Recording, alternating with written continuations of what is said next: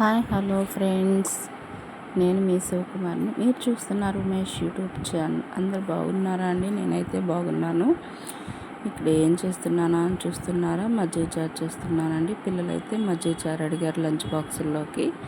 ఒకసారి చేయమమ్మీ అని చెప్పి చాలా రోజుల తర్వాత చేస్తున్నానండి. నేనైతే మజ్జిగ చారులోకి ఉల్లిపాయ, పచ్చిమిర్చి, ఎండుమిర్చి, జీలకర్ర, ఆవాలు అయితే తాలింపు వేసేసుకొని ఉల్లిపాయ, పచ్చిమిర్చి వేగిన తర్వాత దాంట్లో పసుపు వేసుకోవాలండి. ముందుగా ఏంటంటే చిక్కటి పెరుగు అనేది తోడుపెట్టానండి. ఒక 1/2 లీటర్ పాలకి పెరుగుని బాగా చిక్కగా ఉందని చెప్పి కొంచెం నీళ్లు పోసి అయితే పలుసగా చేసేసాను.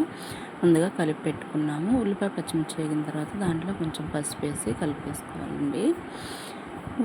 వేగిన తర్వాత దాంట్లోనే కొంచెం కారం కూడా వేసేసి కలుపుకొని పచ్చివాసన పోయిందాకా అయితే వేయించుకోవాలి.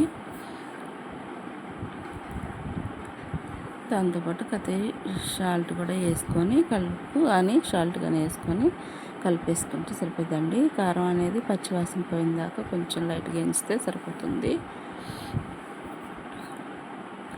చూసారు ఫ్రెండ్స్, ఎంతమందికి మజ్జిగ చారు అంటే ఇష్టం అండి? కామెంట్ సెక్షన్లో కామెంట్ చేయండి ఫ్రెండ్స్.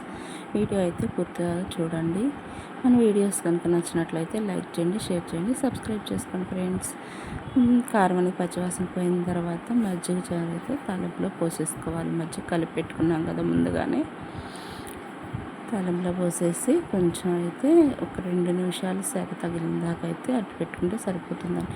అంతేనండి, సింపుల్ రెసిపీ, సింపుల్గా చేసుకోవచ్చు. చాలా సింపుల్గా అయిపోతుంది మజ్జిగ చారు. టేస్ట్ కూడా బాగుంటుందండి. నా వీడియో కనుక నచ్చినట్లయితే లైక్ చేయండి, షేర్ చేయండి, సబ్స్క్రైబ్ చేసుకోండి ఫ్రెండ్స్.